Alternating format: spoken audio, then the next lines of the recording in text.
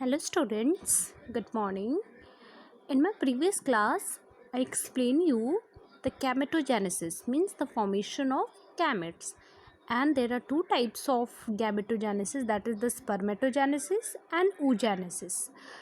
Spermatogenesis means formation of the sperm. So in my previous class I discussed all the structure, how the sperm produce. पिछली class में मैंने आपको ये बताया था कि स्पर्म्स कैसे बनते हैं, ठीक है, सारा प्रोसेस बताया था और उसका यूज़ बताया था और उसमें यूज़ होने वाले हार्मोन्स के नाम बताए थे. आज हम बताएंगे the process of oogenesis. Okay, so this primary oocytes get surrounded by a layer of granular cell जिसको हम लोग प्राइमरी फॉलिकल्स बोलते हैं, ठीक है.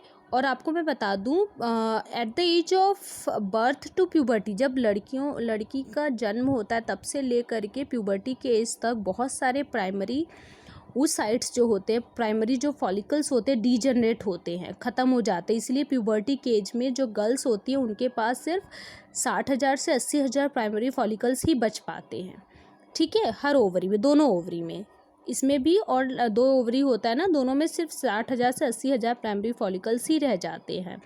फिर प्राइमरी फॉलिकल्स एक और लेयर से सराउंडेड हो जाता है जिसको कि हम लोग क्या कहते हैं, सेकेंडरी फॉलिकल्स. ओके, उसके बाद फिर क्या होता है कि जो सेकेंडरी फॉलिकल्स है, ठीक है, वो तुरंत टर्शरी फॉलिकल्स में चेंज हो जाता है और उसके अंदर क्या हो जाता है, एक लेयर, एक लिक्विड भर जाता है जिसको हम लोग क्या कहते हैं, एंट्रम.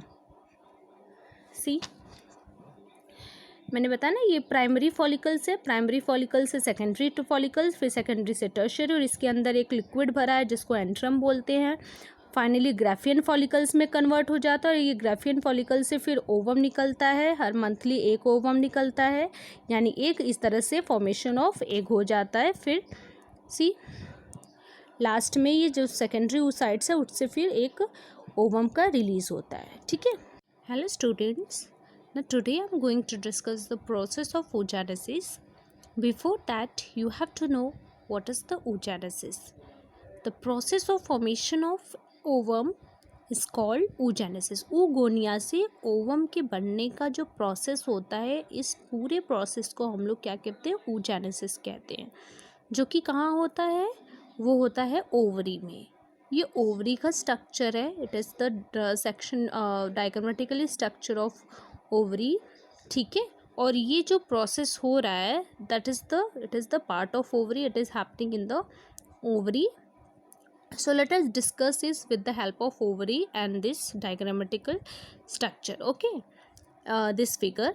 सो जब मदर के यूटेरस में जब बेबी का डेवलपमेंट होता है, मतलब फीमेल का डेवलपमेंट होता है, you can say the fetal life, जब फेटल लाइफ चलता है तो उसी समय जो लेडीज़ होती है, जो बेबी गर्ल होती हैं, उनके बॉडी में, यानी उनके जो ओवरी होती है, उसी समय बहुत सारे oogonia का डेवलपमेंट हो जाता है, ठीक है.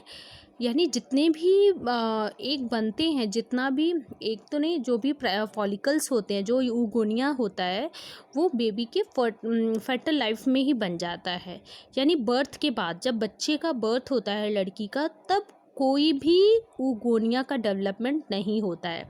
जितना बनना होता है वो बेबी के बर्थ के पहले ही उनके ओवरी में बन जाता है, जब वो मदर्स के यूटेरस में होती है, जब उनका डेवलपमेंट होता है, जब वो फीटस बनती हैं, ठीक है.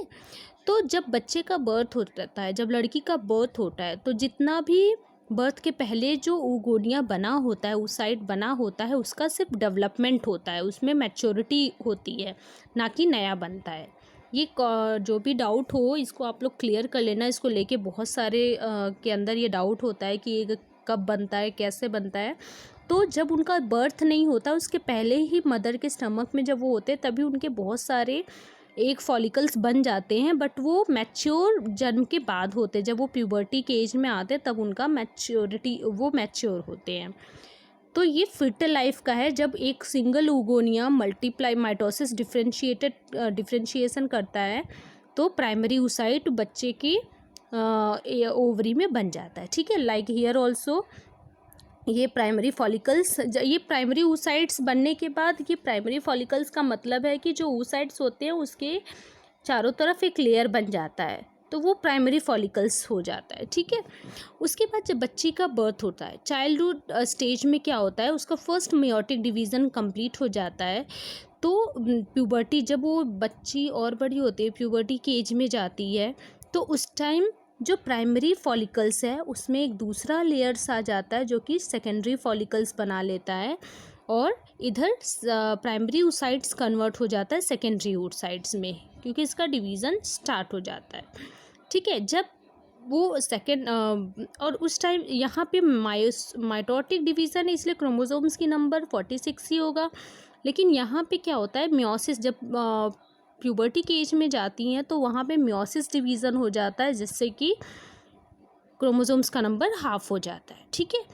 तो फिर सेकेंडरी oocytes बनता है, और फिर सेकेंडरी oocyte से यहाँ पे सेकेंडरी oocyte में क्या होता है, फिर से एक और लेयर होता है जिससे कि टर्शियरी फॉलिकल्स बन जाता है, और वो antrum, antrum means the liquid field, यहाँ एंट्रम का मतलब होता है the chemical which is filled inside the body, okay.